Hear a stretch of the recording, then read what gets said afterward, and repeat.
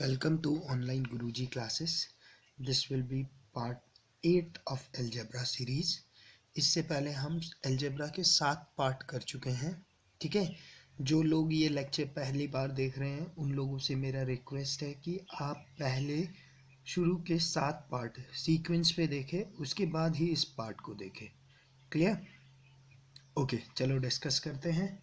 देखो क्या है, बोला है if x is equal to root 5 plus 2 then find the value of this expression, कि ये एक्सप्रेशन की वैल्यू कितनी होगी. देखो मैंने आपको पहले ही बताया है कि जहाँ भी आपका रूट आए तो वहाँ पे क्या करना होता है. मैंने बोला यार दिस का स्क्वायर 5 माइनस दिस का स्क्वायर 4, ये तो 1 है. क्लियर? तो इसका मतलब मैं यहाँ से लिख सकता हूँ कि मेरा 1/x कितना होने वाला है. डायरेक्टली 1/x होने वाला है मेरा रूट 5 माइनस का 2. क्लियर? ये बात मैं आपको पहले ये बात क्लियर कर चुका हूँ. ठीक है, 2-4 लेक्चर पे. ठीक है, तो जो पहली बार देख रहे हैं वो पहले पुराने लेक्चर जरूर देख ले. कैसे ये x अगर रूट 5/2 है तो 1/x को मैं रूट 5 माइनस 2 लिखता हूँ हमेशा. क्यों? इनका जो डिफरेंस है अगर वो 1 के बराबर होता है तो क्या होते हैं, रेसिप्रोकल करने में रूट्स कॉन्जुगेट्स होते हैं एक दूसरे के. क्लियर? अच्छा, अब देखो, अब मेरे पास x आ गया रूट 5 प्लस 2, 1/x आ गया रूट 5 माइनस 2. ठीक है, अब मुझे फाइंड करना है, then find the value of this expression. Expression क्या है मेरा, 2x स्क्वायर माइनस का 3x माइनस का 2 अपॉन 3x स्क्वायर माइनस का 4x माइनस का 3. क्लियर? अब देखो, अब यहाँ पर 2 है, यहाँ पर भी 2 तो इस पे कॉमन है, बट आप देखोगे कहीं 1/x वाला टर्म तो है ही नहीं. क्लियर? देखो, तो मैं क्या करता हूं, इस दोनों इक्वेशंस में से को x से डिवाइड कर देता हूं. क्लियर? तो मेरा इक्वेशन किस पे रिड्यूस हो जाएगा, ये हो जाएगा 2x माइनस का 3 माइनस का 2/x अपॉन 3x माइनस का 4 माइनस का 3/x. क्लियर? अच्छा, अब देखो इसमें से मैं 2 कॉमन लेकर इस इक्वेशन को ऐसे लिख सकता हूँ ना. मैंने 2 कॉमन ले लिया, मेरे पास क्या बन गया, x minus 1/x. Clear? Minus का 3 अपॉन, इसमें से 3 कॉमन ले सकता हूं मैं, 3x माइनस का 1/x माइनस का 4. क्लियर? क्लियर? ठीक है, अब देखो, अब x माइनस 1/x यहां से निकाल लो तो मैं क्या बोलूंगा, x माइनस 1/x कितना होने वाला है मेरा, root 5 plus 2 minus root 5 plus 2. Root 5 will cancel out and this will come out to be 4. ठीक है, तो x माइनस 1/x की वैल्यू 4 यहाँ पे पुट कर दो तो ये क्या बन जाएगा, 2 into 4 minus 3 upon 3 into 4 minus का 4. This will be 5/8. क्लियर? और 5/8 कितना होगा, 5 8.06 जा 40 8 2 0 2 जा 16 4 0 5.625. So your answer will be C 0.625. अच्छा, अब आप लोगों को एक ये डाउट पक्का रहा होगा कि x इज इक्वल टू ये है, तो मैंने ये डायरेक्टली यहाँ पर पुट करके क्यों नहीं सॉल्व किया हो। ठीक है, आप इसे यहाँ पर डायरेक्टली पुट करके भी सॉल्व कर सकते हो, उसमें कोई इशू नहीं है। ठीक है, बट क्या होता है ना, जब भी आपको ये वाले फॉर्म मिल जाते हैं रैशन, ये क्या बोलते हैं इसे, p प्लस रूट क्यू वाले फॉर्म। ठीक है, जब भी आपको ऐसे फॉर्म मिले p प्लस रूट क्यू, ठीक है, रूट क्यू, और आप अगर देखें और आपको दिख रहा है कि p square minus q square is equal to 1 है। ठीक है, तो आपके दिमाग पे एकदम क्लिक होना चाहिए यार, इसका रेसिप्रोकल इसका क्या होगा, कॉन्जुगेट्स होगा। और फिर अगर इसका रेसिप्रोकल इसका कॉन्जुगेट है, ठीक है, तो x और 1/x की वैल्यू आपके पास आ गई। तो आपने क्या देखा, आप एक्सप्रेशन को देखो तो एक्सप्रेशन को भी आप उस फॉर्म पे रिड्यूस कर सकते हो, तो आपका जो सॉल्यूशन है वो क्या होगा, सिंप्लीफाइड हो जाएगा। क्लियर।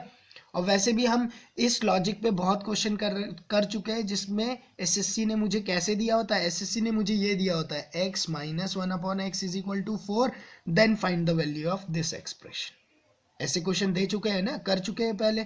ठीक है, अब उसने क्या करा यहाँ पे, उसने थोड़ा सा ट्रिक करके खाली x दिया मुझे, उसने ये नहीं बताया 1/x वाला फॉर्म को। वो देखना चाहता था कि बच्चा इस फॉर्म को खुद से फ्रेम कर सकता है कि नहीं। क्लियर। ओके, नेक्स्ट क्वेश्चन देखते हैं। देखो, क्वेश्चन इज, देखो,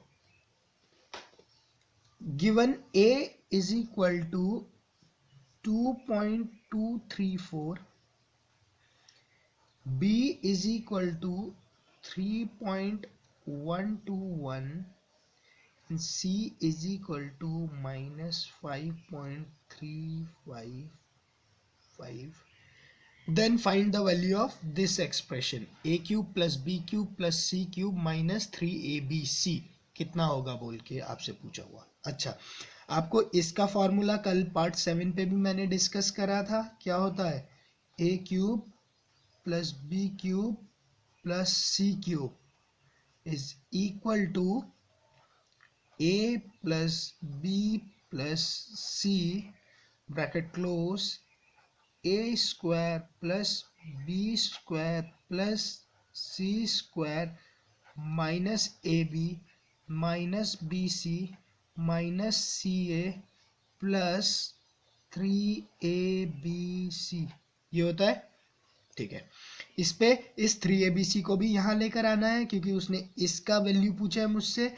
तो मैं बोल सकता हूँ a cube plus B cube plus C cube minus का 3abc is equal to a plus B plus C bracket a square plus B square plus C square minus A B minus B C minus C, यही होगा। ठीक है, अब मुझे क्या चाहिए, a plus B plus C चाहिए। देखो, a plus B plus C अगर आप करते हो तो ये टर्म क्या बन जा रहा है आपका, 0।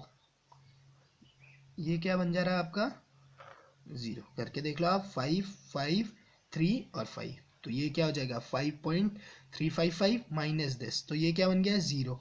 और 0 इंटू समथिंग इज ऑलवेज 0। ठीक है, तो मेरा इस एक्सप्रेशन की वैल्यू क्या आ गई मेरे पास, इस एक्सप्रेशन की वैल्यू आ गई मेरे पास 0, ऑप्शन बी 0। क्लियर।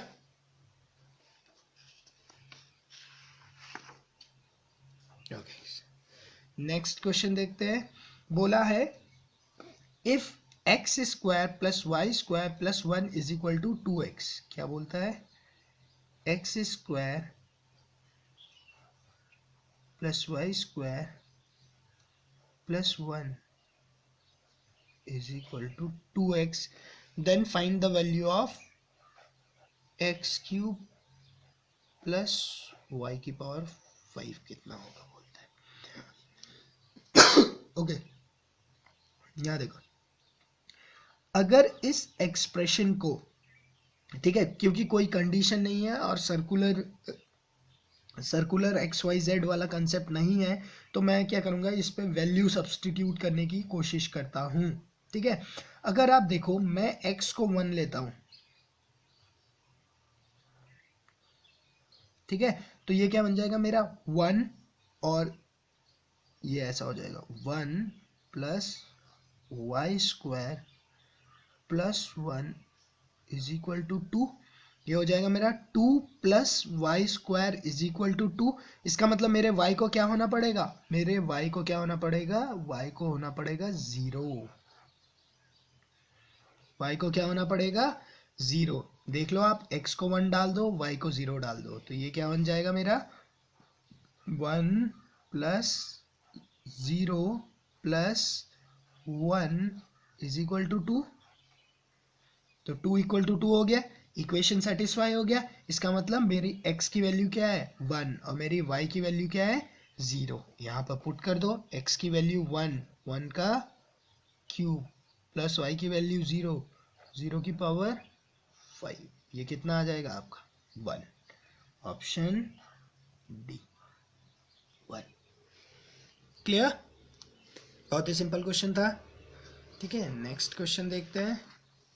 ये देखो, बोलता है if 3a square plus B square plus C square is equal to this. बोलता है कि जो 3a square plus B square plus का C square is equal to a plus B plus C का whole square, then the relation between A B and C. क्या relation होगा A B और सी के पास। अच्छा, यहाँ पर आप देखो अलजेब्रा में जब भी आप वैल्यू सब्सटीट्यूट करते हो तो पहली प्रायोरिटी तो ये होती है मेरे कि मैं क्या करूँ, या तो 0 0 0 ले लूँ, ठीक है, या 1 1 0 1 0 1 या -1, इन तीन के बीच में ही मैक्सिमम जो वैल्यूज होती है वो सब्सटीट्यूट होती है। ठीक है, अगर मैं यहाँ पर अपने कैलकुलेशन को सिंपल करूँ तो मैं बोलूँ a को 1, b को 1 और c को 1 डाल देता हूँ। मतलब मैं इक्वेशन नंबर a को चेक करना चाहता हूँ कि यार ये तो नहीं है मेरी वैल्यू। ओके, a को 1, b को 1, c को 1 डाल दो, तो ये क्या हो जाएगा 3, 1 का square 1 plus 1 plus 1 is equal to 1 plus 1 plus 1 का स्क्वायर। ये क्या हो जाएगा 3 इंटू 3, और ये क्या हो जाएगा 3 का स्क्वायर। 9 is equal to 9। इसका मतलब मेरा क्या है आंसर, आंसर मेरा ए है, सिंपली ए।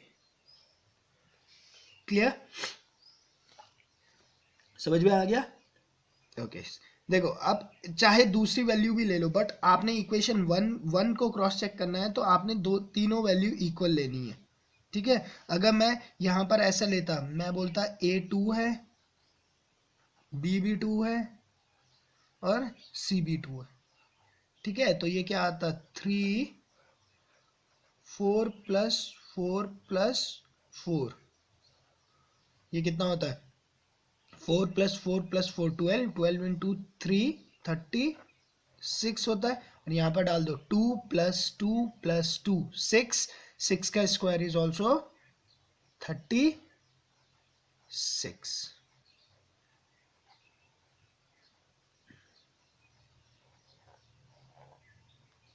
क्लियर? क्लियर?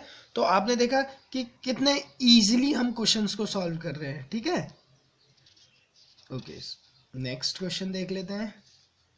ओके देखो, बोला है if p by a plus q by b plus r by c is equal to 1 and a by p, मतलब इसका रेसिप्रोकल कर दिया, प्लस b बाय q इसका reciprocal plus c by r is equal to 0। ठीक है, मतलब ये number हो गए और दूसरे में क्या है, इनके रेस्पेक्टिव रेसिप्रोकल्स है, उनका सम 0 है। Where p q r and a b c are non zero, obvious है ये सारे डिनोमिनेटर में है तो ये जीरो नहीं हो सकते हैं।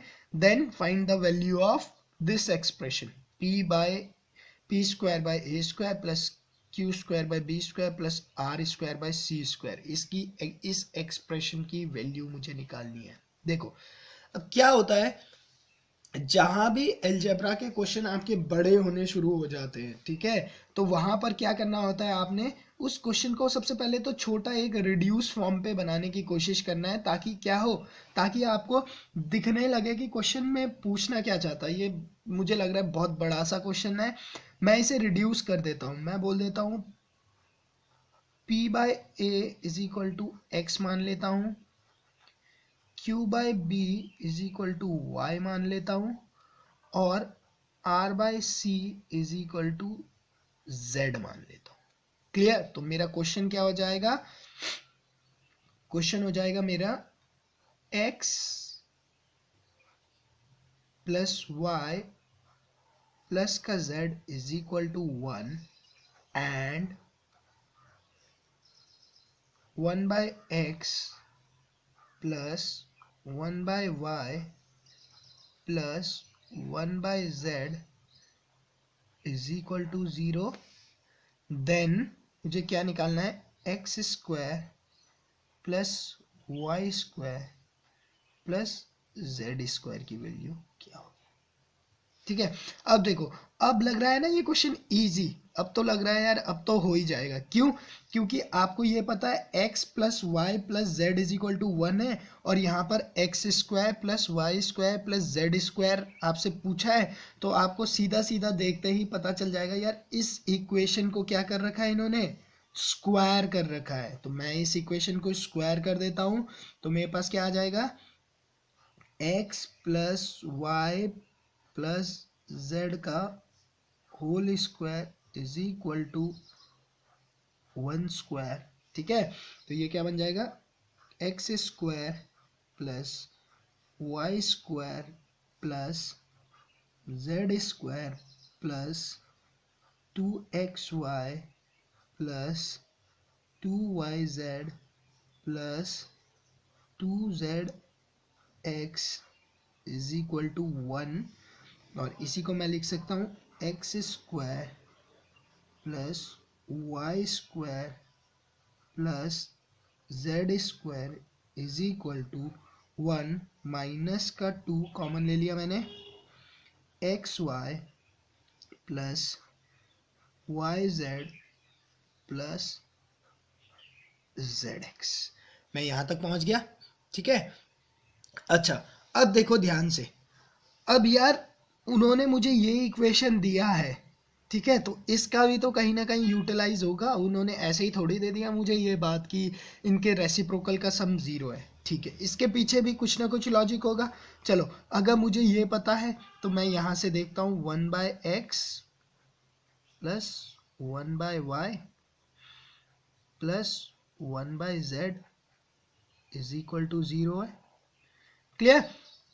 एलसीएम लूंगा तो क्या बन जाएगा, देखो, y z plus z x plus x y, यही तो मुझे चाहिए था, ठीक है, upon x y z is equal to 0। ठीक है, ये तो वहां चले गया, 0 हो गया, तो मेरे पास क्या बच गया, y z plus z x plus x y is equal to 0। ठीक है, बस इसी की तो वैल्यू मुझे चाहिए थी। अब इसकी वैल्यू यहाँ पे पुट कर दो, तो आपके पास क्या आ जाएगा, x square plus Y square plus Z square is equal to 1 minus 2 into 0, और x square plus Y square plus Z square is equal to 1, option c. Clear? देखो, अलजेब्रा हो गया या मैथ्स के कोई भी क्वेश्चन हो गए, कोई भी क्वेश्चन टफ नहीं होते हैं, ठीक है ना। बस आपको क्या होना चाहिए, आपको लॉजिक पकड़ना आना चाहिए। या मैंने देखा बच्चे लोग क्या करेंगे, इस क्वेश्चन को देखते ही डर जाते हैं, जबकि क्वेश्चन में कुछ भी नहीं है, ठीक है।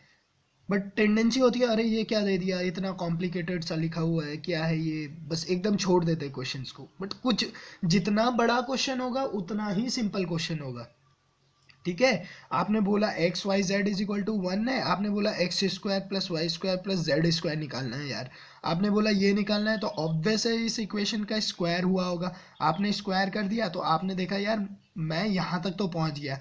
आपने बोला x Y plus y z plus z x की वैल्यू कहाँ से निकालूं, आपके दिमाग में क्लिक होना चाहिए उसी टाइम, यार सेकेंड इक्वेशन भी तो दी है, इसका भी तो यूटिलाइज कहीं ना कहीं करना पड़ेगा।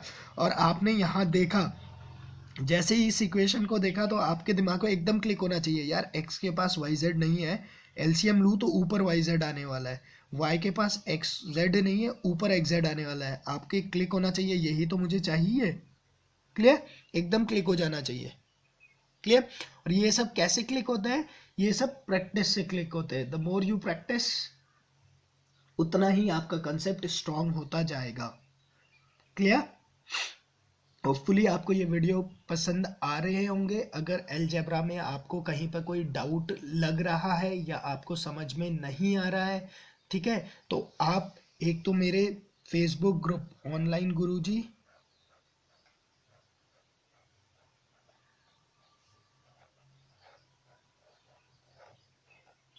में ऐड होके वहां पर कमेंट लिख सकते हैं। बाकी वीडियो को लाइक कीजिए अगर आपको पसंद है, सब्सक्राइब भी कीजिए चैनल को, और शेयर्स भी कीजिए अपने फ्रेंड्स को, ताकि क्या है मैक्सिमम से मैक्सिमम लोग फ़ायदा उठा सके। क्लियर।